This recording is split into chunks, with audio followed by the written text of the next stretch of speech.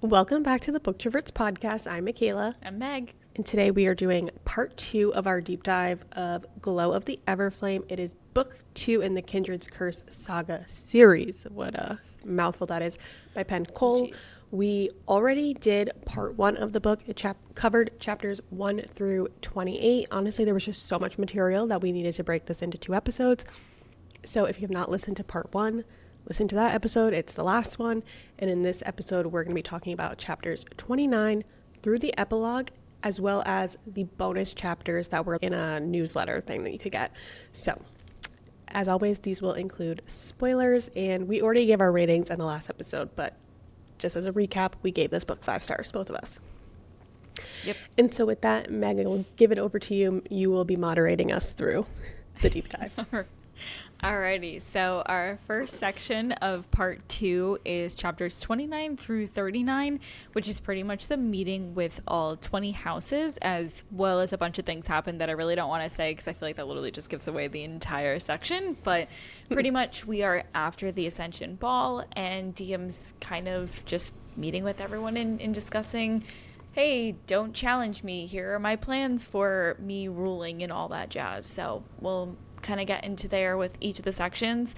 I did try to break it down by the houses that were specifically mentioned. So the first one that they go to was House Bennett, and this is the one that Diem was on the mission with the Guardian specifically to help heal the daughter and basically go and steal information. So that one specifically is the first house. I didn't know if you had any specific comments there. I had a couple things, but not too many to mention. I'll let you talk more specifically about the house. Okay. My 2 comments I want to make off the bat, though, is one, if you remember from the end of the last episode, we were very upset that right after the Ascension Ball, the moment we did not go into anything romantic, it just was these house meetings. And the second thing is Diem is basically told by Remus to act like naive and kind of dumb, like flighty, I think you described her as in the last episode. That was kind of the plan, was for her to physically be in the meetings but basically don't participate in them, and he was going to negotiate everything on her behalf, which very quickly goes astray because I'm pretty sure this house makes a comment about the mortals. Yeah. And she flips out. Yeah. And so I'll turn it over to you to talk more about specifics with House Bennett. Yeah. So before we get into the house, Diem has her father, Andre, as an advisor on her board, her group, whatever you want to call it. And he is allowed to go into these house meetings because of her appointing him to this position. So, caveat he was there, against that, though. He was. And he did not think it was the right move. He was like, when I worked with the last king, it was very much hush-hush on the sly. Exactly. I was not seen by anyone, and she really pushed for it. And he did not think it was a good idea to be in the meetings. No. And foreshadowing, that was probably the right advice to listen to. Yeah. It's tough because I really think, and this is just me going deep into this before the house, but I really think she wanted to believe that her being in this position could change it overnight, with the fact that her father could be there, because he is known throughout the realm that he's really good in terms of his position in the army and, you know, everything there that he's done for both sides and trying to keep people from not having war like within war the realm. Strategy and stuff. Right. Like, he's well known. I mean, Alex literally mentioned, I would love to meet your father, because he you know, his name is known throughout the group. So I little naive on her part, the fact that she was, okay, I'm going to have dad come in and we're going to, you know, he's great with strategy. He'll be able to help me and guide me through. And another thing she's struggling with, which we obviously know, is she's in a world with the Descended, and she does have some friends that we meet throughout the book, but she still feels as if she's alone.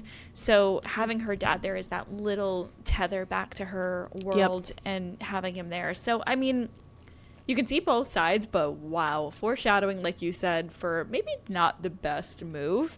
And literally in the first house, which was House Bennett, like we mentioned, Evram is I guess the head of the house is kind of how I'm assuming they are. I forget if they actually had a title, but I'm just calling them head of houses for the sake of my brain. But he really wants all of the mortals enlisted in the army. And then on top of that, because of the armory explosion attack in book 1, he wants all of the guardians found and their families and them basically brutally, publicly murdered in just, the town square or something. Just gonna grab a beer and enjoy the murders is basically his mindset. Saturday afternoon outing. Right. And just have a lovely picnic. And so starts off with that. And the first house is very much we cannot stand these people. They need to, they need to be killed for what they did. And then on this other side, all the mortals need to go in the army because he just thinks that needs to be the case. So that is a huge thing. I even think in this one, Andre is kind of opposing a little bit and trying to input, and DM's super appreciative of the fact that he's saying it. But as we find out, it literally does not help his position at all, the fact that he's speaking. And they ended up on really bad terms, her and her father. She was super pissed because he goes, I'm going to resign because this isn't going to help you, and I want you to succeed. And she took it totally as you're abandoning me and everything, which... Yeah, you don't think I can do it. You're not supportive. Yeah. I will say, super tough, because obviously when you're reading it the first time, you don't know what's going to happen next. That is so tough, and the amount of regret someone can probably have of those being your last words to someone, man, freaks me out. Yeah. And honestly, I could see both sides, because you have to remember she's 20, so she's young and she's emotional and there's a lot going on. So I could see how you could misinterpret it. He probably could have said it differently. Right. And they were already kind of a little rocky because they had that fight at the end of book 1 too, where they really weren't. She was leaving, and then this was her trying to mend it. So I think they just had a lot of things that still needed to be worked out, and this was just another thing on top of it, and it just got misconstrued. Yeah. And then obviously, literally I think it's the next chapter, she gets notified that there's been an incident, and to keep Teller at the palace, don't let him out of anyone's sight. And unfortunately, we find out that Andre's been murdered at their house. We don't know who. I'm curious if you have any theories for who it might be. I feel like mine are just everywhere. I thought they found out that it was one of the houses. No, they didn't yet. Luther's trying to figure it out. Yeah, because I know it's not House Hanover, or they claim they're not the ones to blame. I just feel like they're the most likely people, but I don't know who else. Is it bad to think I actually thought it was Remus or Gareth, however you say his name? Oh, maybe they were he's interfering in these meetings, we don't want him here. Right. They wanted her to be quiet. Why would you bring someone else in who's not going to be quiet? Yeah. You know what I mean? I don't know. I didn't really have a thought when I was reading of who I thought it was. I did think it was interesting, though, that they were trying to keep her from going to the house. And then she was like, I'm going. And again, totally understand her reaction. She's dealing with grief. Her dad just was murdered. Because of her, they wrote stuff in blood on the walls. It was crazy. The thing, though, that I really was just annoyed with was when she knew she was going to use her power, because she had used it at this point, because Luther had worked with her to drain it, because he was like, this is why you're having the voices and you're getting agitated so easily. It's because you have so much magic built up in you. And she just let it go and burnt everything at the house. Oh, that was terrible. And I was like, you couldn't have gone out into the woods and done this. Again, I don't think she was thinking in the moment, but it's you just burnt every memory you have. I know, because she mentions it farther in the book and says, I literally have no home anymore.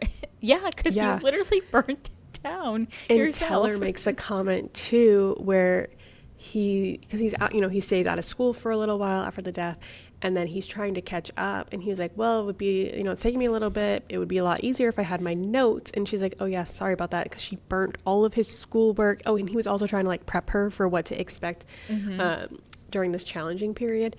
And he's like, it's taking me a little longer because I literally lost years of notes and studying that I had been doing.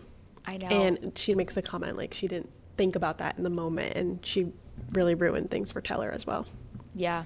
And she also, too, in her grief, she immediately blames Luther of, you were supposed to protect my family. You made a promise to protect them. And I understand in grief you can say things that are very tough, and it's super tough in his position because he is willingly following her into every situation because that is just how he is at this point. But that broke my heart so much of just, oh man, I know you want to put blame on him and everything, but I have no idea how this would have changed regardless, because they had guards there and everything too. But yeah, and he can't be in all these places at once, and he was supposed to protect the dad, the brother, her, right. It was impossible. And like you said, there was guards, and the dad did, he was a big like army hero guy, and they did say that there were signs that he did put up a little bit of a fight, but yeah, don't really think there was anything else that could have been done in that situation. I know. And now, okay, I have to ask this. Did you think it was a shock that it happened this early that someone died? Was assuming it to be later? I don't know why I didn't expect it in this moment.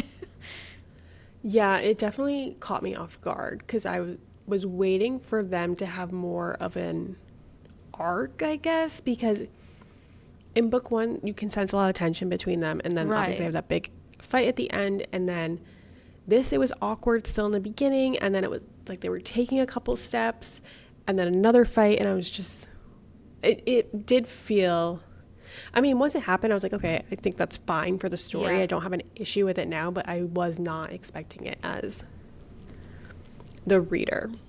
Yeah. I had a feeling someone was going to die at some point, and her mom seems too important to be the one, so I was either thinking the dad or Teller at some point. Yeah. But I would not have guessed it would have happened at that point. Neither did I. And to your point, though, it totally made sense for the rest of the story and how the growth and, or even stunting of the growth in terms of her power happens and everything, too. So makes sense for the rest of the book, but it was so weird that I just didn't expect it. But then as soon as the rest of the book continued, I go, okay, yeah, that actually was well timed, as bad as that sounds. Yeah. Yeah. It was just, I don't know, I thought we would have more with him being involved in that mortal input into what was going on, but right. I'm fine with it now. But yeah, I wasn't like, when it happened I was like, oh, okay. Yeah. So like timing wise shocking, but event wise wasn't shocking, if that makes any sense. Okay. Yep. Yeah, I'm with you 100%. 100%. That was all I had for the first house. I'm not sure if you had anything else before we go into the next one. All right. So take it away. The next one might be my favorite because of how insane it is, was House Hanover. So this is Elena's house. I hate them so much. The grandmother, I hate her. She was so funny. She immediately came in and basically said, we had a party going on when your father died, so it wasn't us, but you can put blame on someone else, and just enters that way. What? That's why it's like a little suspicious. Like, you were too quick to offer the alibi. Yeah. Yep. And were you all at the party? Right. It was interesting. And each of these houses I found had obviously a little thing that happened or gave insight to the rest of the book, or what I think will happen with the rest of the series too. This one I had specifically just something that Diem went at the grandmother with a quote. So Diem, pretty much at the end, they go back and forth about, what they're willing to agree to, and Marth, who's the grandmother, is pretty much very strict in what they want. So Diem just very much her dad's daughter in this way was, here's my counter offer to you. If you want a bonded bargain, I'll give you one. I swear to rule fairly and compassionately for all my subjects. I will promise to never sell my justice to the highest bidder. I will ensure that not a soul in the realm goes without a roof over their heads, a meal on their table, or the medicine to cure their ills. I will protect the vulnerable and strike down the evil. I will do whatever it takes to protect this realm from its enemies abroad and from its enemies within. And I will vow on my magic, on everything I hold dear, that I will never, ever value my own life above the lives of my people, mortal or descended. Oh, love her. Love it. We talked about how she was kind of, God, making some bad choices and kind of just what are you thinking through the first book. And there are some moments in the second book too. But this one was just very much this is why she should rule and why she should keep going in this mission. Because this right there is bad on both sides. No one is perfect. But there are innocent people who are literally and good people on both sides. Exactly. Yeah. So, I think if she keeps on this path, she will be an awesome ruler. I agree. If she keeps this mindset, we're good. Yeah. And I love that she's not bowing down to anyone. Not at all. And then, like you said earlier, how she was supposed to be the quiet one and Remus was supposed to talk, and then she just comes out like this. No. Yeah. Weren't they, this house, they wanted the mortals killed, right? Yeah, I think Marth wanted them all killed because they do not like the mortals. I think they wanted them out of the realm completely, which there are a few realms, and I'm blanking on which one that don't even allow mortals in their realm anymore. Because they're they're crossing the borders. They're getting too close to our borders. Yeah, so they move can't there. be over here. Yeah, it's definitely one of those. They're super against anyone but descended. They want, the riches and all that fancy stuff too. What I thought with this one too is after DM basically just tells off the whole house. This is where Alex, Taryn, Eleanor, and Luther basically all swear support to her and say that that they will support her 100% going forward. And I just really think this solidifies the small group of who we're going to be focusing on, just for the fact that they say, yeah, that was amazing. We're going to follow you into the war if we have to. Yeah. And that group has a bonded bargain as well to kind of keep her training and all that between them. So they're very much on her side.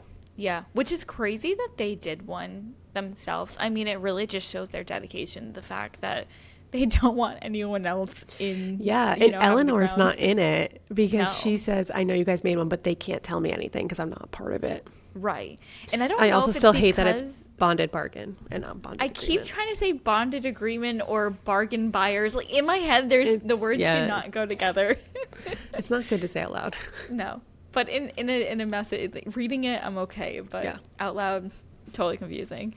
Yeah. And I question too, actually, you bring up the fact that it was everyone else except Eleanor. I question if she's not part of it because she is helping DM out more with the day-to-day stuff and the politics, and I wonder if they also mentioned if they did something else with this agreement that we don't know about. Do you know what I mean? A little piece that maybe is hidden, because there has to be something that they didn't involve her in that would have been a conflict. I don't know.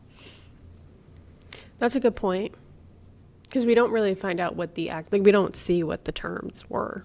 No. Something to keep an eye out for. Yeah.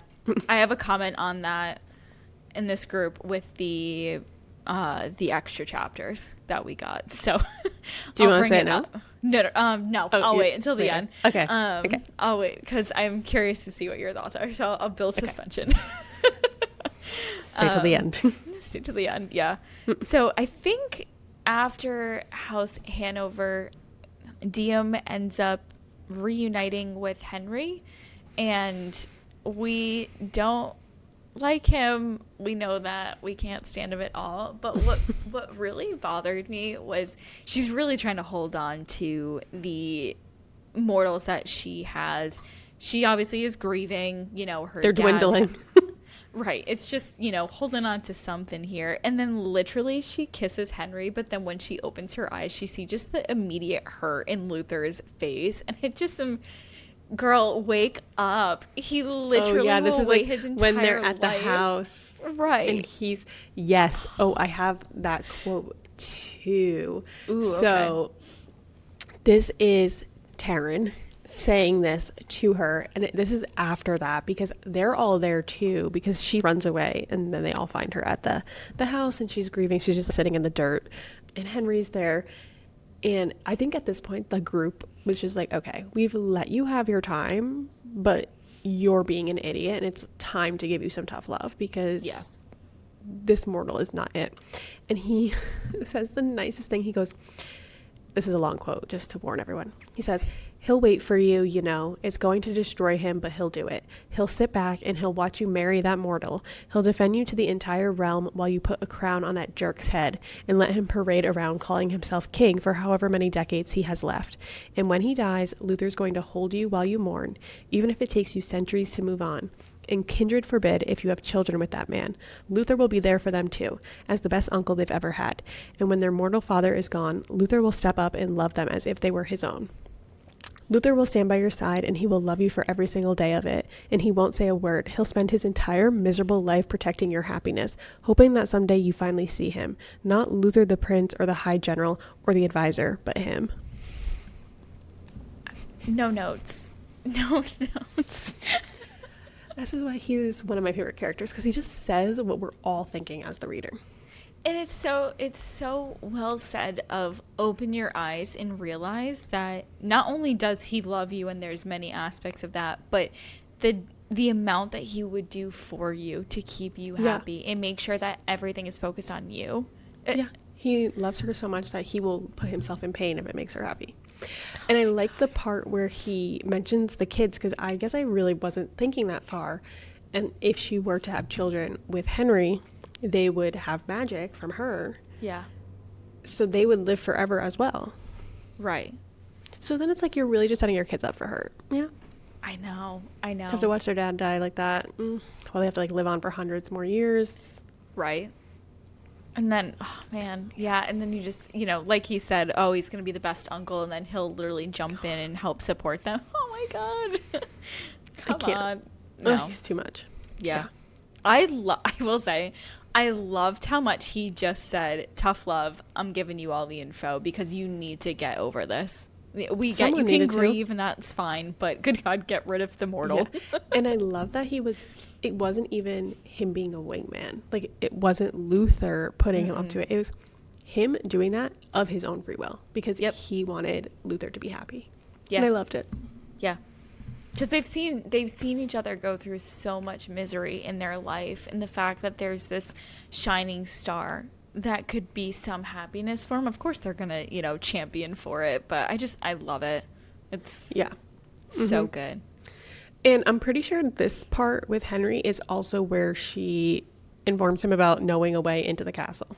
Yeah, I was gonna say literally this is when when she allows him and Vance in to check on the boats, which she did not want to do it. The second she mentioned it, you could tell she didn't want to do it. And I'm like, this is literally how you felt after you told me about the hole in the wall that led into the gardens. Yep. And Vance up on my list as well after his behavior in these secret passageways. And all because someone had to let it spill to her that her blood is the only thing that opens these doors. She had no clue. So no, I just, again, this is where she's making decisions, I don't know, out of grief and panic of the fact that she's losing every mortal tie that she has, and Teller truly is the only one left. But it was just, you've got to be kidding me. You don't agree with everything that the Guardians do, specifically what Vance and Henry keep trying to do, yet you're willing to help them. Yeah, and I also thought it was weird that they were still trying to complete that boat mission that she was sent on in book 1. And she was like, am I going to be on this boat while you're like stowing someone away? And I was still confused what the whole thing was, because there's going to be bombs, but like are they going to bomb the boat that she's going to be on? It still wasn't very clear. And then again, Henry just proving that at the end of the day, he's going to choose the Guardians over her every single time. Yep. And I love that she was smart enough to blindfold them walking in. Yeah. But then because that guard comes, which I'm like, they work for you. Just tell them not to say anything. Right, exactly. That's what I thought. And then if they do, be like, they're lying. Yeah, exactly. I'm the queen. Bow down. Yeah. Like, I own this place. You guys, I could kick all of you out. I don't know. I You just could felt be like it was so weird. unhoused She was real like quick. running away. Yeah. I know. And then because they're running away, Vance took it as the opportunity. Oh, great. I'm going to escape without the blindfold so I can learn all the twists and turns of how to find this myself. Yep. I don't know how they'll get in without her blood.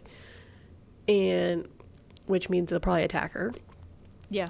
And Henry literally looks at her, looks at him, and he goes with Vance.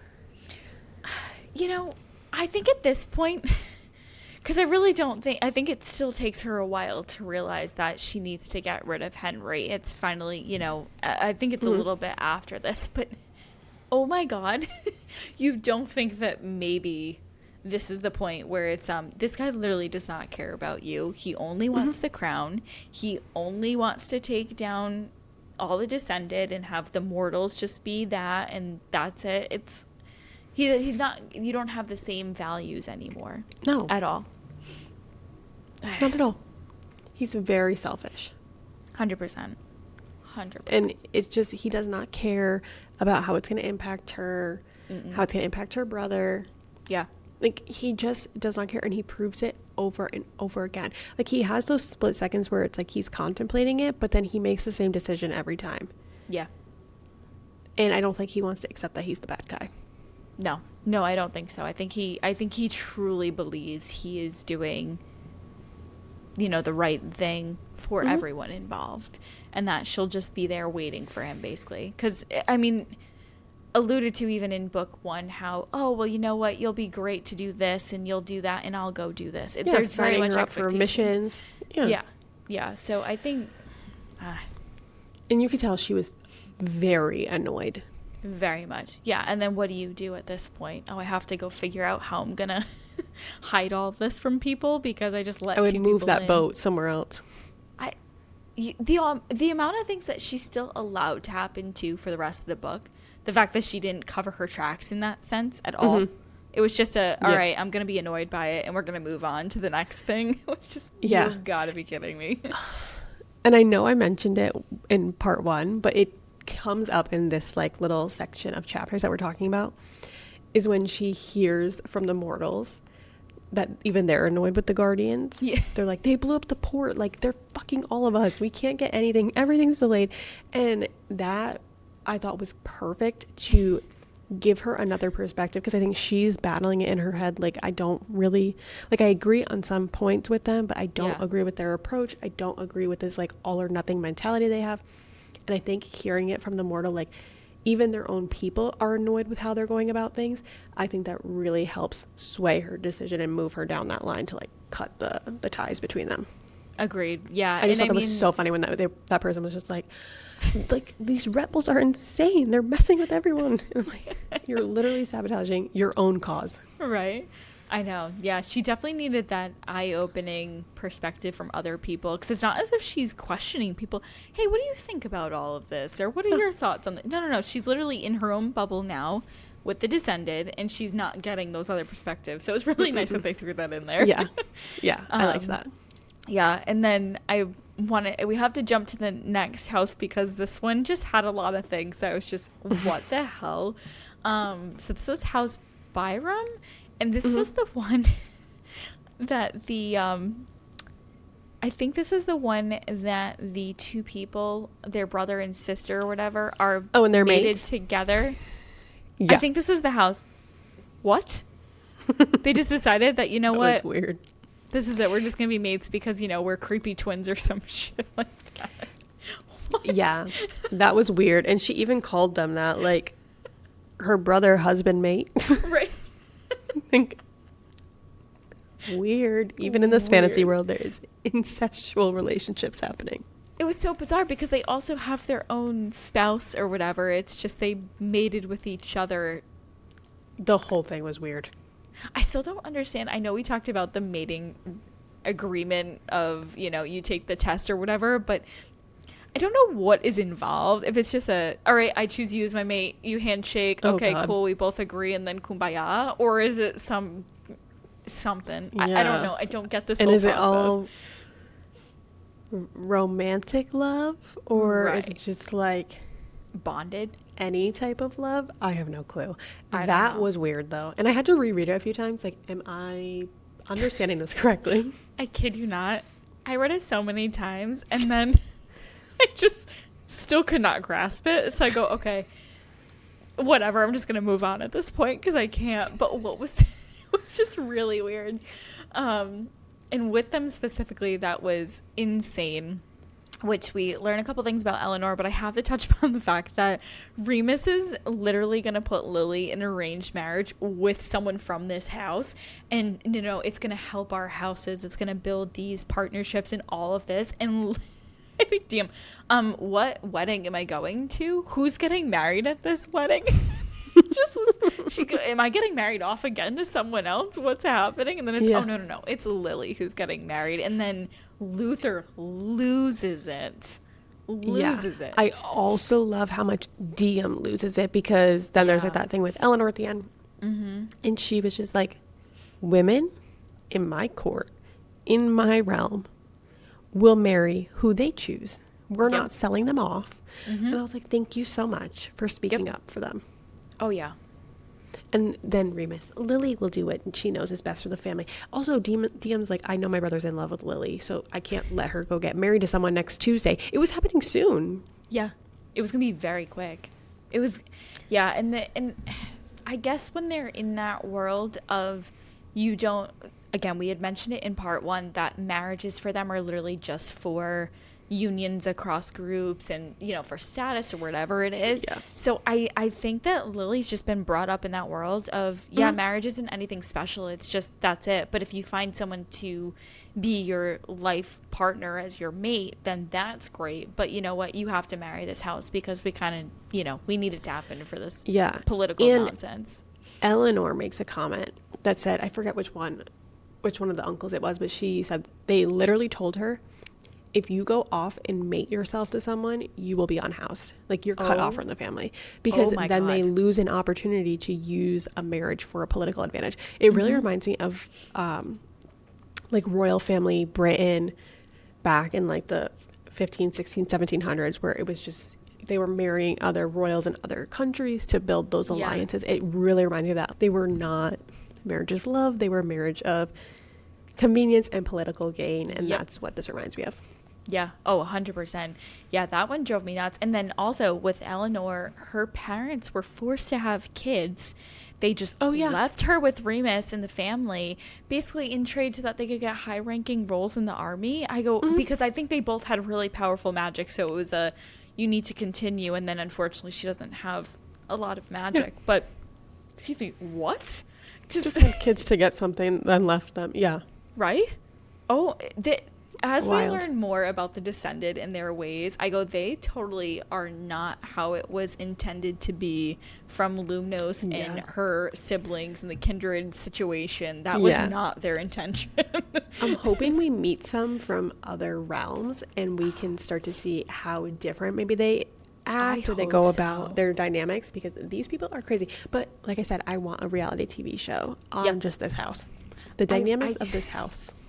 Yeah, I really want it to be the awkward, even how The Office is sometimes, where they pan. Oh, yeah. They're just looking at the camera. Just, this is what's happening.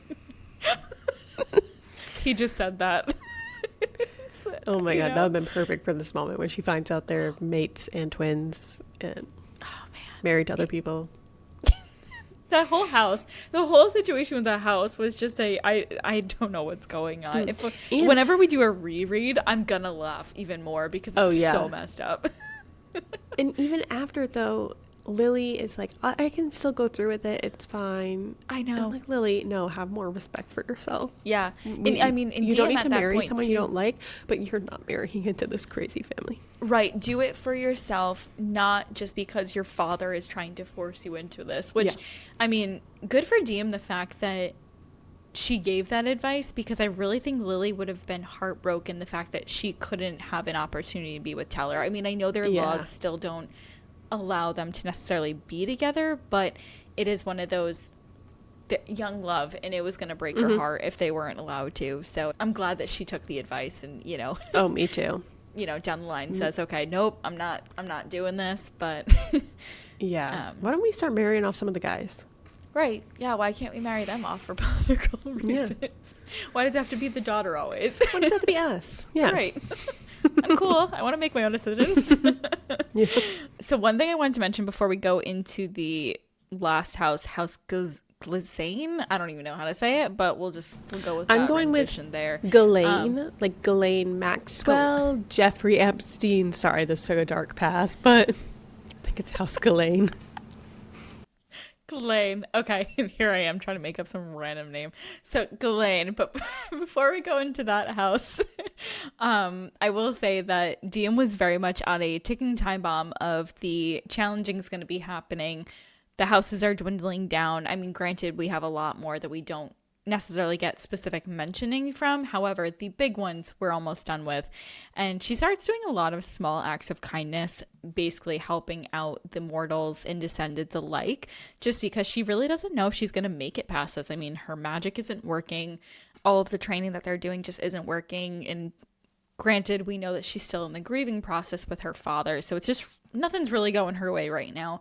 So some of the things I really liked was the fact that she brought Lily along to go see Mora at the Healers Center. And I just really like the fact that they hinted at, well, they didn't hint, they mentioned it, that, yeah, no, mortals aren't allowed to grow these types of plants that would help with illnesses. They aren't allowed to do this. This is a descended thing only. And it really brings Lily into perspective of, oh, wow, there's a lot that goes on that I probably don't even find out about because they're probably not teaching this to the kids in descended school. I mean, why would you? It's not important, you know what I mean? So that was really cool that I like that she was giving some information there to the mortals. No, I agree. And that's also when we find out, she says to Mora, if I don't make it, Luther will get you what you need. She started growing something in the garden for them.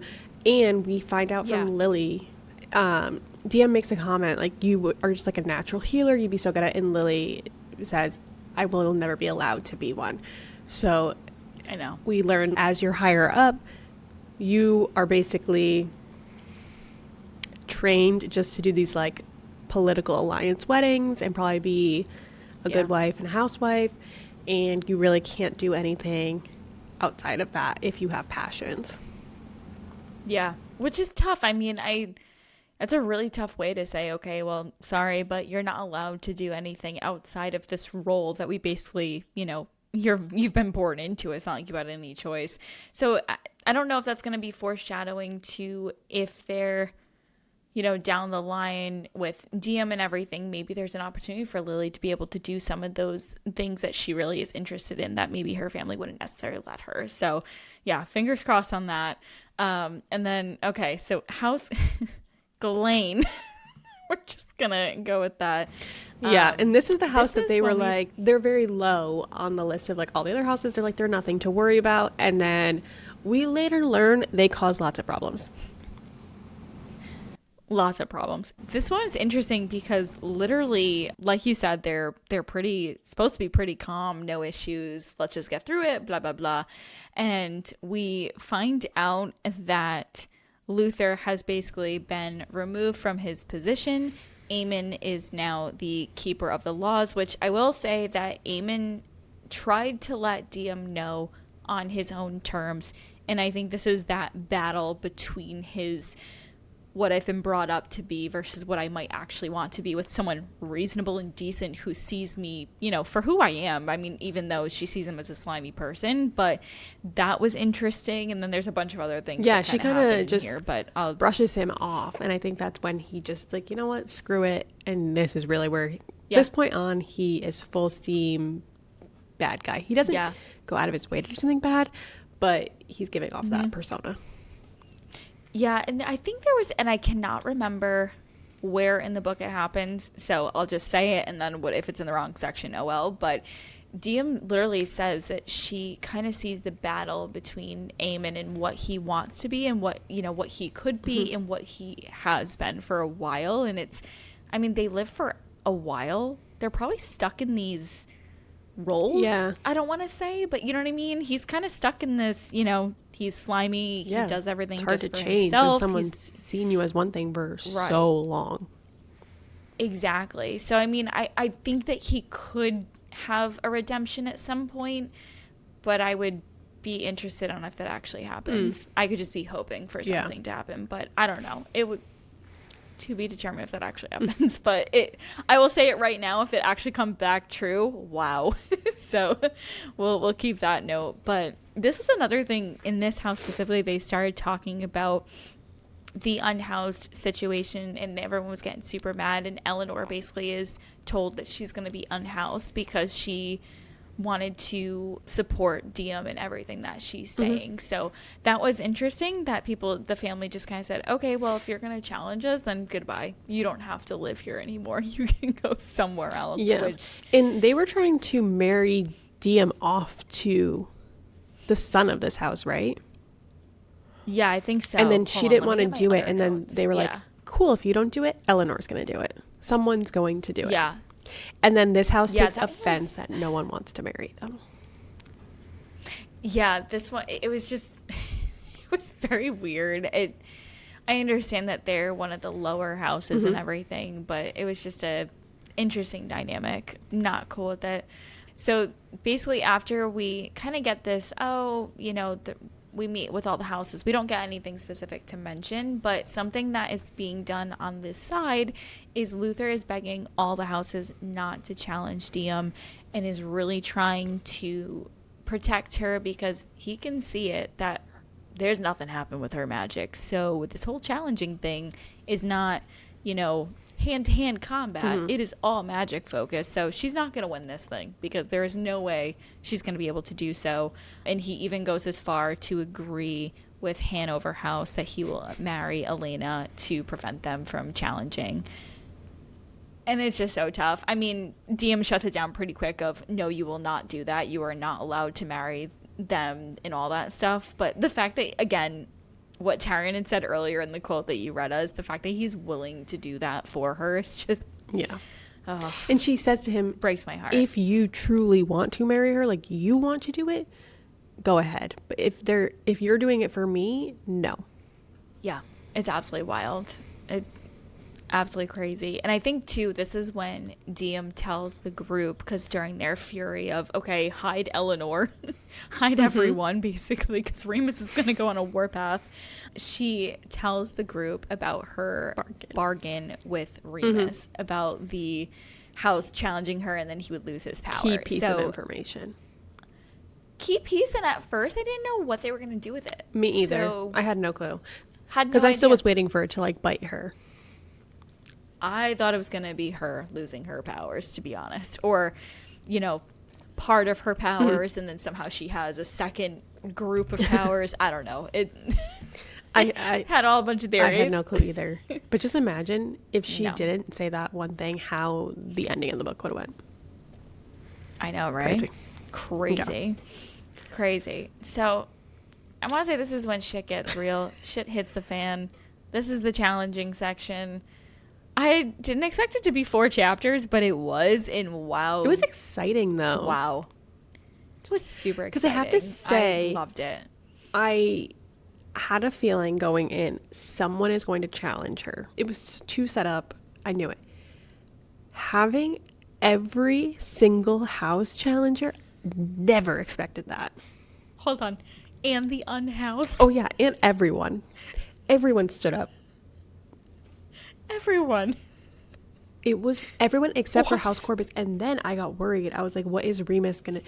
Because, it was killing him. He's like, I can't... I made this agreement. But if that agreement wasn't in place, he would have been putting every single person in his house up. It was nuts. Reading that, I think I was so vocal of just, what? What is going on? It was a wild ride. Crazy. But also, I just immediately put myself in her shoes. Pit in my stomach. Just imagine you have this power. You don't even feel like you're deserving of it. You have no clue how you ended up with it. You don't know how to use it. You're so not confident in yourself. And then every single person basically says that back to you. Yeah. I would be like, Saray, pick me up now. I'm leaving. I want to go home and hide under my covers. Right, exactly. Pit. Take me back. You have to obey me. Oh my God, such a pit. but so exciting for the reader. Brutal. I know. And what was crazy too is the ride that she took on the horse or whatever, or I think she took a horse. Yeah, that's how she figured out that was literally Eamon was the one. It was Eamon, not Luther. Yeah, the fact that they had this long, winding road to the actual challenging to then literally have every single person go against you. Yeah, Bye. and Saray isn't you. allowed to be at the challenging. Which is tough because I mean, obviously, she would try to defend the crown regardless of what was happening. Yeah, and she would need her help because she couldn't get her magic to work. But when Luther stood up, I was like, oh my God. Instantly, I was like, he's going to kill her. Because they have to pick the strongest out of everyone who's been put up as a challenger. Obviously, would have been him. And my first thought was, oh my God, he's going to kill her. Because I'm like, he has to go for it. But then I was like, wait, maybe he did this because he knows he's in love with her. So his magic won't hurt her. But then I was like, someone has to die, so he's going to let her take him out. I just didn't know how like logistically that was going to work. And then later he tells her he was going to use his own magic to make it look like she was using magic. Yeah, it was so Romeo and Juliet. Oh my God. And then I'm sorry, I totally skipped this part, but right at the beginning, he gives her a necklace with the phoenix. So similar to what Eamon had given her with the phoenix, and that's the House Corpus thing. But he specifically had gray diamonds for the eyes, just like hers. And which was... And he put a B on the back. But also, for Bellator, and basically, remember who you are. What I love too, it was interesting, and I don't know if Eamon did this when he gave her the necklace, but they lose some of their power. Oh yeah, when it's they basically he put power into it and said, "Okay, I don't get that back." No, Eamon probably just found one sitting in a jewelry box and handed it to her. You know, hand-me-downs. Yeah, found it family in the junk heirloom drawer and said, "Ooh yeah." This is a newly crafted piece. Exactly. Yeah. So I really like that. But to your point of the Romeo and Juliet stuff, like it just, everything was just, was there for him. I was rooting for him like crazy. And even I kept saying, there has to be some reason that he's doing this. Teller understood it immediately. And me as the reader, and I think I was just panicking and reading too fast. I go, I don't understand, Teller. What do you understand? Yeah. I'm so confused right now. I was like, is he really? Are we going to lose one of these main characters? There's no one else set up for the love interest. I know. But I love how they kind of finagled the whole thing. So all the houses go up. Yep. She's freaking out. She goes into that room to say her goodbyes, basically. Luther follows her in. They're arguing. They kiss in there, I believe, if I remember correctly. Yeah. And she's like, don't worry, I got this. Because now she's connected the pieces. Like, you can hear Remus being like, sit down, sit down, sit down. And she connects it. Like, she has the power in the situation because Remus just lost his magic. He doesn't want everyone to know he has no magic now. Nope. And I love how she turned the tables and she was like, you know what? I'm the queen and I'm going to pick my own challenger. And you're going to let me do that, or I'm going to tell everyone that we had this agreement. Because she's doing anything she can not to face Luther. And I love how the second she said that, all those houses were like, this is not what we signed up for. And we find, oh no, we don't want anyone to die. We just only did what Hanover said because, you know, they were going to threaten us. Oh, it just... Yep. And because basically he knew, like, oh, I'll be the one to go up. It'll be fine. You guys won't even have to fight. We just need, like, the numbers to show it. And I love that she still ended up going with the guy from House Glane. And she was like, you know, people are going to think I picked him just because he's from the weakest house. But she picked him because he was the guy who, in book one, when she was protecting that mom and son, he was the one who attacked and killed them. And so she was like, you're going to get your karma. Yeah. So good. So good. I mean, good for, you know, I appreciate the fact that, no, why should I have to just go with the strongest? And I understand that they want to show that, you know, you aren't just getting it over someone, and I'll put in air quotes, weak, that, you know, you had an easy fight or any sort like that. But it is kind of weird that you have to then prove yourself, even though the crown literally chose you. Yeah. And then we could end up with someone else. The whole thing's really bizarre, but I appreciate the fact that she was able to pick, because I go, okay, at least Luther doesn't, you know, die at this point. Because I was panicking. Well, he kept going, pick me, Panicking. pick me, pick me. And then she was like, no, I'm picking him. And I liked this for her, hated this for the guy. When Yep. she kind of like takes him down, so she definitely has the upper hand, and she decides she's going to let him go. And she says this big thing, like, this is not the type of ruler I want to be. I don't want to be killing people because it's supposed to be a fight to the death. And she's like, Yep. I'm going to show you something that you didn't show those two people. I'm going to show you grace. I'm going to let you go. And I hope you like take something from this. And he's like, oh my God, thank you so much. Because he's crying. Thank you so much. Thank you so much. She walks away. And then he literally goes 5 seconds later, well, one of us has to die. And I'm like, you're such an idiot. Just take the win and walk off, because then she just goes nuts. And that's when she comes into her power, is when she finally accepts, like, I am the fucking queen. And then the voice says something. I wish I wrote down the quote. Was it oh, sorry, go ahead. I don't know what the quote was, but the voice basically says, like, you understand now, daughter of the forgotten, or something, or something like you've accomplished what you needed to do. And it was like the second she accepted who she was in her path, her magic came in. The voice was like, you're good now, you can do it. And this was, again, too, I think the voice did the destroy thing where he just turned into a bunch of dust. And this is something that her magic is doing things that she can't explain. That this happened back with the wolf, when she was with Henry in the woods. And, it again, when she was even fighting this guy the first time, when she was trying to protect the mother and son, when her magic kind of created that bubble that she didn't understand what it was doing. So there's a lot, obviously, unknown about her powers. That doesn't seem to be typical descended powers. No. By any means. Because even Luther said she's way more powerful than he is. And he's supposed to be like this, like, unbelievably powerful person. Yeah, which is crazy. And then this point too is DM sees the vision again on the battlefield. And this time she sees a descended man, specifically with gray eyes, who tells her that she could destroy the world and start anew and everything. And she kind of just, I think this is when her power was coming back. And she is, no, I want to save this world, but I want to have it where everyone's equals instead of this hierarchy. Do you have any ideas or any thoughts on who you think this could be? Could it be her dad? We know he's alive. I think so too. Right. We don't know where he is. We don't know who he is.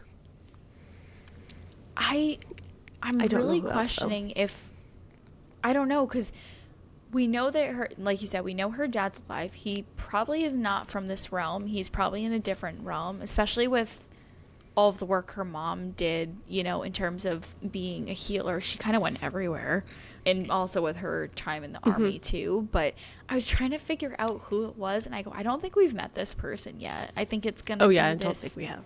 grand reveal at some point, or maybe we do know who it is, but we don't know anything about them. I mean, no one has been pointed out as having gray eyes except for her. But then again, I thought everyone knew her eye color in book 1, and then they seemed very shocked in book 2. So, yeah, I don't know.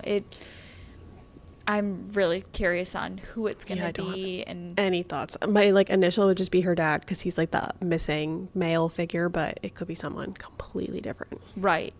And is this why her mom kept her hidden for so long? Is she didn't want her dad to find out because he's terrible? I don't know. Maybe.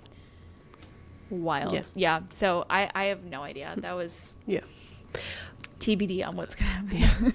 Also in the section going back, this is before anyone raises their hand to challenge her. Again, she's like saying her goodbyes because she's not confident. And she's talking to Teller, and I mentioned this in part 1, but this is the section it happens in, and I love him because he basically gives her such tough love about Henry. And he was like, where the fuck has he been? Like, you got a crown, nowhere to be found. Your dad dies, nowhere to be found. You're literally sitting here challenging. He's nowhere to be found, because she went to try and break off the engagement, and he's not at the house. Yeah, he went off into that port, the same place where Lana is, so she's connecting. The Guardians are off doing something in this area. It starts with an A, I can't remember. And he's like, he's nowhere to be found. He sucks. And I'm like, thank you, Teller. Yep. Yeah. And it took forever for her eyes to get Opened. for her eyes to open and realize, and oh, okay, maybe this isn't the person for me. Mm-hmm. But I really like how Teller just really drives it home of, okay, you aren't gonna be sad over this man, you aren't gonna be whatever over this guy, he hasn't been around, you need to move on. Yep. There are people here who actually are in your corner and support you through everything. Yep. It's so unreal. And then I guess to add to, I was gonna say, I just feel like this is really where Henry he's left the chat. I hope. Yep. Those better not be famous last go. words. I swear, if I open book 3 and I see him, that's like the only reaction I can do. Like, the only way I'm accepting him back is if it's a good ending. His head on a stick. Oh, sorry, was that too far? No, burnt to a crisp. I was gonna say beheading of some sort. Soray's Maybe dinner by Luther, purposely. Oh yeah. Oh my God. Yes. I would love that. Okay. Sorry. Cut you off though for your last comment on this. No, it's okay. I was going to say literally to just make her realize that she needs to be with Luther is, I forget at one point he says this to her, but he goes, remember who you are, DM Bellator. Remember you are a phoenix too. We do not fear the flames, for the hotter we burn, the higher we fly. I love him. I love him so much, and it's bad. Yeah. It's pretty sad how much I love this man. He's so supportive. He always has like the right words. I love it. Every time. Yeah. And it's, you're picking this guy who literally does not want to be around you anymore. Yeah. Literally can't be found. Where is he? Man. And this guy's here every time. Literally ready to die to help you. Yeah. Yeah. Too much. All right, so we're going to switch it up a bit, and we're going to go to the bonus chapters because these happen after the challenging, and then we'll go into the rest of the book. So this is where they're celebrating. They had a small dinner. Diem had basically said that if she survived the challenging, she only wanted her small crew there. She didn't want a big extravagant thing with the whole family. So, it's just Teller, Lily, Alex, Taryn, Eleanor, and Luther. I think I got all that right. I just did that off of memorization, so we're good. So this is where, Diem kind of reflects on the stuff that happened at the challenging, as well as just in the past when she started to get her magic of things not happening, that she doesn't understand what's going on and all of that. And I mentioned it earlier that she just has no idea what's going on with her magic and why it's doing things. But this is where we get a lot, and I started having to bullet point it because it was kind of quick, rapid fire of what she started doing now that she is officially crowned and she's getting ready for her coronation. She appoints Eleanor as regent, and then she adds How do you think Remus is going to take that? How do you think Remus is going to take that? Because he was the regent. Not well at all. I mean, he has no magic, so he can't do anything. I don't think so. Also, though, these bonus chapters, so much happened in these. I had no clue these even existed until you texted me, and you were like, I signed up for the newsletter. Yeah. I got this extra thing. And I'm concerned. Would I have learned? I mean, I guess I would have just picked up through context in book 3 when she started probably giving the titles. But, like, would miss the whole thing of her appointing them. Because she basically goes, as you're going to list out, makes her entire court. Yeah, she literally just says, okay, every single person in this room is going to be important in some way. I mean, I know that Teller probably doesn't necessarily, come into play in terms of roles at this moment. But yeah, to your point, I don't know what we would have done. I also don't know, because we're reading this after the book came out, I don't know if these bonus chapters were months after the book came out. Good point. And it was a surprise, get some info to get it hyped for the third book. I don't know. Maybe. Yeah. Again, it was one of those, I started just clicking past the book and goes, join our newsletter to get the extra chapters. I go, sign me up for another newsletter. Get you a friend that does it. I'm good. Then you always are in the know and you send it to me. About Teller, she does make a comment to him that once he finishes school, he will be an advisor. Okay, I forgot that actually happened. So, but school is more important for him. Yeah, very much so. The only person, and correct me if I'm wrong, I don't think Alex actually ended up in a position because Diem was I don't want to say super suspicious about her, but just didn't know what to think about her yet because they aren't super close compared to everyone else she's made a really close relationship with. So I don't know if she's on the council. I think but she just did in this bonus chapter. I think she is an advisor, Okay. or she was trying to figure out between Luther and Alex who she should make the high general or whatever. That's what it was, that didn't know what to do with Alex in that part. Yeah. Hold on. I'm just going to Google it and see. I think you're right. I don't think she does have an official position at this point. Yeah. Okay, because I'm going hopefully back to the beginning. Sorry, give me 1 second. I'll try to. Oh, yeah. I just looked. We find out her position in the next book, so.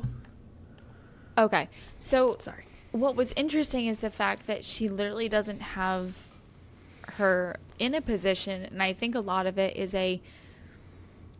what does she know about her except for that she's amazing in terms of, I don't want to say a war general, but, in her position in the war, in the army, that she's really good at that. But what else does she know? I mean, I know that Alex has basically been there and we're going to support you and get you through this, but they don't make any relationship like Diem does with every other person. Because Diem and Eleanor, Diem and Taryn, Diem and Luther, obviously, and so on and so forth. So I'm going to go in a hot take. I was questioning if Diem is suspicious on, could this be the person that betrays her? Like, is there some suspicions there? Or maybe she just needs to find out more about her before she starts disappointing everyone. But, I mean, I could be reading into that way too much. So take that with a grain of salt. When she was talking about, like, Luther's obviously the choice for the high general, but Alex might be a better fit for it, and she was like, kind of going between the two of them. I took it as she was like, well, obviously I need to have them both. What's the position? And I think she was like trying to like come up with something, but in the back of her head, she was like, well, like Luther will become king at some point. With me, so fair. Like if Alex takes high general, we're not offending anyone, but we're not there yet. So that's how I took it. Okay, that's actually a way better. That's totally fair. I will go with your side because I think I'm just too suspicious about everyone at this point. It's just, all right, what's going to happen? I mean, that's also me like wanting them to be like in love. So I'm like, let's go. Yeah. So the bonus chapters are split into two. We get Diem's point of view and then we get a Luther POV, which... Thank you. Is all I have also, to sorry say. About the positions. She was also like struggling with who to appoint as like the warden of the light and the warden of the shadows. And so I think we're still waiting on that too. I don't think we got anything for that because I don't know if people can have multiple. I mean, Luther had a few. I think they can because he was the high general and he was keeper of the laws, and I think he also was the light one. No, or whatever one he has, shadows, I think. Yeah, he was a couple. He basically pulled a Dumbledore with how many freaking titles he had. It was just a... So there's still a few positions that we're waiting for, but basically everyone in the core group is doing something, at least at an advisor capacity. Yeah. Exactly. Okay. Yeah, Luther's so there's POV. people that she has... Yeah, so she has assisted there. But I think that was it that happened for hers, right? Yeah, it was basically her just talking about how she was just... not confident that she was going to still be here, and she finally admits that like I had no clue what was going to happen. And then it's interesting too because then we get Luther's point of view is towards the end of the night, which I have to say the author wrote in of, oh, you want a private scene of Luther and Diem in their room, and I immediately go, are we gonna get a spicy scene in a bonus chapter? What's happening? No, we didn't. We got an idea of what Luther would like to do, but we did not get anything specific. So I go, okay, maybe this is just, for the future, whatever. But I do like the fact that from his point of view, he's pretty much just waiting for her to get to his level and his point of, okay, we're going to be together. This is fine. It just, more of a slow burn. God. I did not expect it. And I was, oh no, this is going to be the case. And McKayla's going to rage. So irritating. But yeah, because she falls asleep on the way up to the room. Yeah. Yeah. The one thing I will say too is I think at this point, which it does tie back to the rest of the book, is he talks about I think he literally inhales her smell when they're cuddling and ready for bed, and mentions that, you know, she smells like not just any flower, but a specific kind that someone gave to him once, and he's never seen it before or since, but it's an important moment in his life, and it kind of just stuck with him. And she asked, was it a happy day? And he said it was the happiest until today.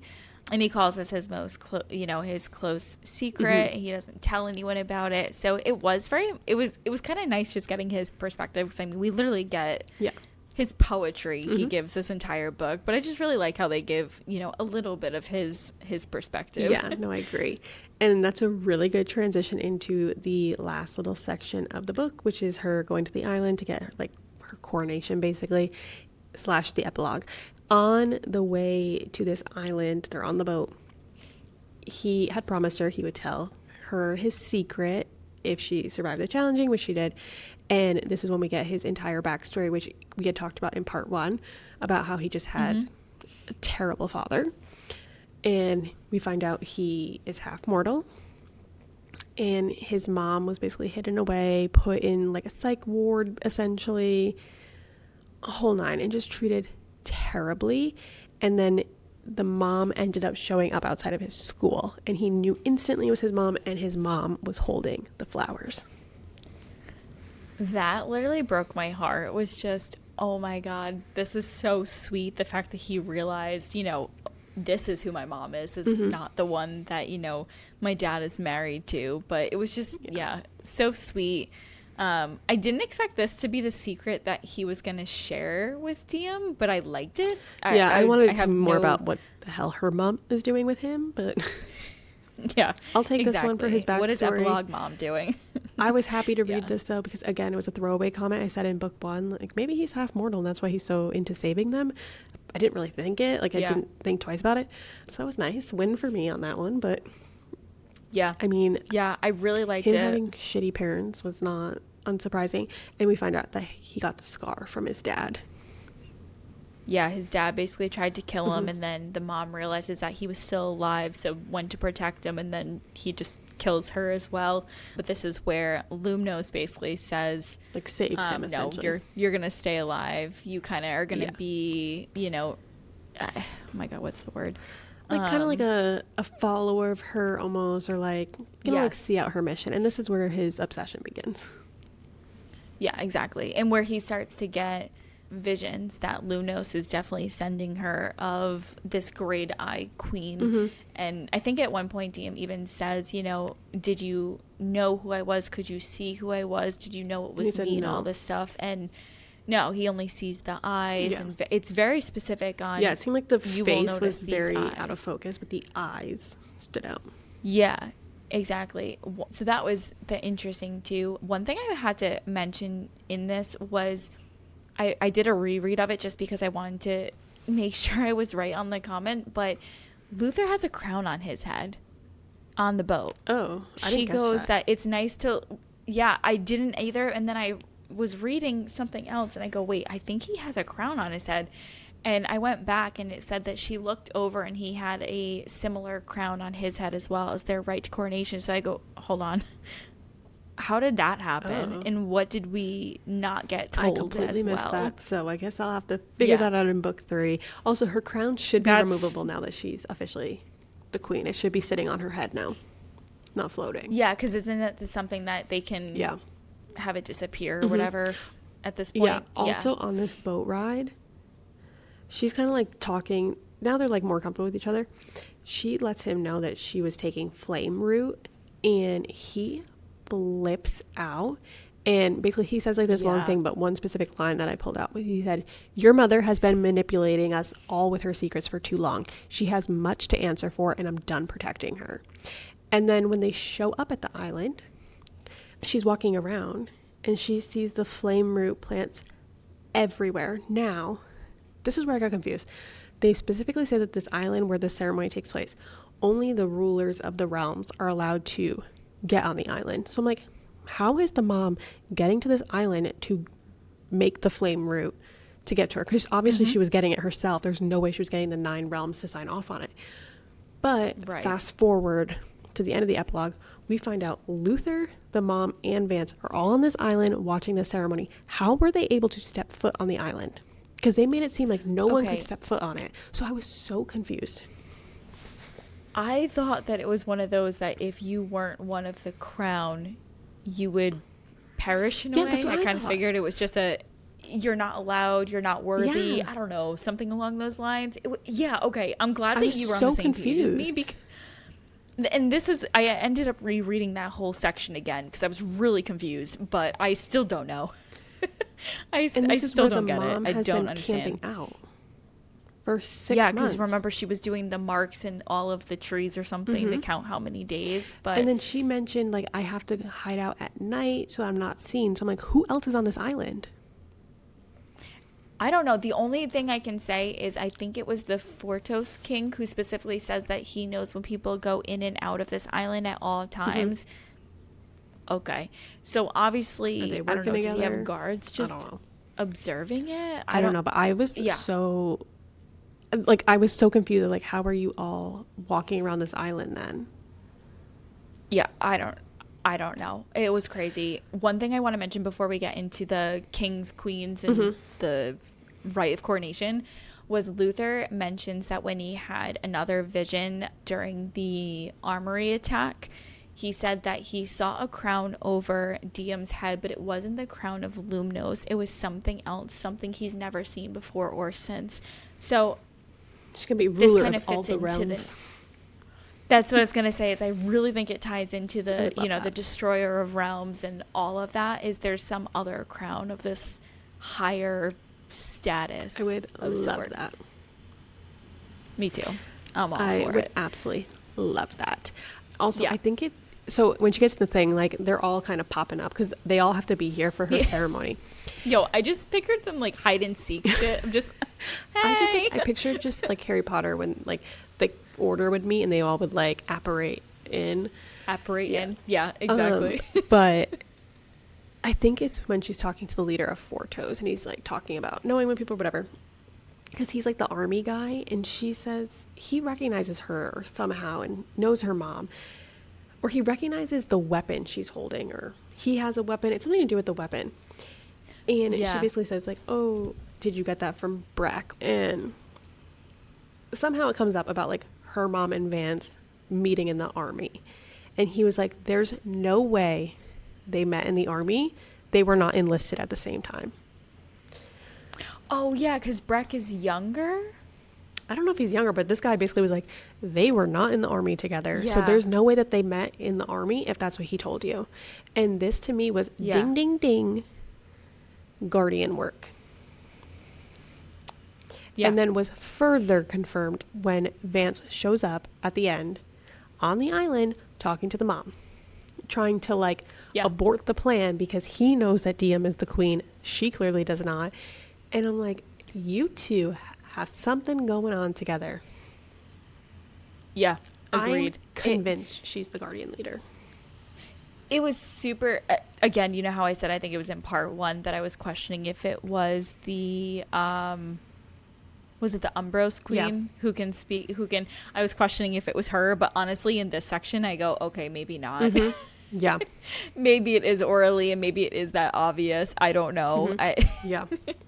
I always get mad when it's so obvious that I start, doubting myself. And I guess, some things should be obvious. There's probably so many. There were like other twists though, because, well, I don't want to jump too far ahead. So let's go through like, what's happening in the ceremony. Oh, no, that's fine. Yeah. We do find out about the Heartstone and they're all like, you don't know about this? And she's like, I don't know anything about anything. Okay. And basically it's the stone. It lives on the island and it's how the magic is all channeled for them. And they said, if this stone ever breaks, the realms will be destroyed. But they're like, it's impossible to break it. Right. Yeah. And this is also the stone that they have to shed their blood twice a year for the forge. To forge basically to keep their magic going, essentially. And then also they literally mentioned that this is a secret. No one knows about this. We are, no one else. I think it's literally just the crowns know this information and that's it. So Yeah, and then she has that extremely weird encounter with the old man who's struggling to walk. Yeah, Montios? I don't know. Monty? I forget. Oh, man, I forget the thing. But he literally can't. He doesn't speak to anyone. No. They go, yeah, no, he doesn't speak to anyone but who he wants to. And then he goes, best of luck, daughter of, Yeah, he starts calling her that. Destroyer of the realms or something. It was just, what, old man? You've got something up your sleeve. What's going on? And the Queen of Umbros is just loving all of this. I love her. I really do. She's going to be unique, and I really hope that, again, we're throwing out, like, suggestions here, similar to Epilogue Mom, where I really hope we get her more in the next book, but I swear to God, we really should get Umbros in the next book. I want more of her. Yeah. And then we find out that the mom has been here this whole time because she was planting a bomb to detonate when they were doing the ceremony to, I'm assuming her goal was to break the stone to destroy the realms. Which, okay, fine. Like, I've just accepted mom is doing sketchy. I don't think she's a good person. No. I thought she knew Diem was going to become queen, and that's why she was giving the flame root. But she genuinely seems surprised when Vance is like, no, don't do it, Diem. And then she sees her, and she's in shock, and she runs out yelling Diem, Diem, Diem to get her out of the way to protect her. And I was like, I thought you knew, and that's why you were taking all these precautions. Like, why else would you have been doing that? So I really thought that she was told maybe when Diem was young that she is going to be a very powerful descendant and could become whatever thing, and she didn't want her to go on that path. She wanted her to stay basically in her lane as a healer, and that was it. So I'm with you. I thought that she knew something, and that's why she was keeping everything a secret. That's why only certain people could know, and all this stuff. So that was interesting. That surprised me a lot, and then the book ends right there. And so I just thought it was funny. Like, we were convinced we're getting more about mom, we're getting her secrets, and we got none of it. Oh, we do, though. Luther does go on the island. So that's how I was like, okay, so clearly this is where she's been hiding, because he knows to go look for her. And he's trying to warn her, like, whatever you're trying to do. And she's just, like, not really having it. And it's, like, a whole thing. And, again, it's just miscommunication, striking, and causing problems. Oh, man. Yeah. Yeah. The other thing I wanted to mention, too, that happened in this section was when the 9 realms basically step into the Heartstone and have to shed their blood. Yeah. When Diem jumps in, it immediately starts, and I have the quote it turns here, black so instead of blue. That, but also the fact that it starts to hurt her. Before she sheds any of her blood, she says that it starts to it's boiling hands that start to squeeze on her and hurt her, and Umbros is smiling and basically knows what's going on. I was trying to figure this out, and again, I'm going unhinged for a second. Is it something that realized in her magic that she was going to indirectly destroy the Heartstone, in that it was trying to get her away? And I think they even call her an imposter because it gets destroyed and all that stuff. But yeah, they start calling her the imposter because they're like, it's supposed to be blue and it's black or whatever. And she's like, right. So I don't know if the Heartstone knew that she was going to be the one who destroys it and was trying to prevent her. And she just said, YOLO, I'm going to deal with the pain and keep going. Well, no one told her, like, what to expect. So maybe she's like, they're all sitting there in pain too. Like, no one communicated it. Exactly. So I could see why she kept so many unknowns. Going. But it was interesting. And she was like, I'm definitely not an imposter. You don't even know what I've been through. Right. You have no idea what's happened over in Lumnos. Yeah.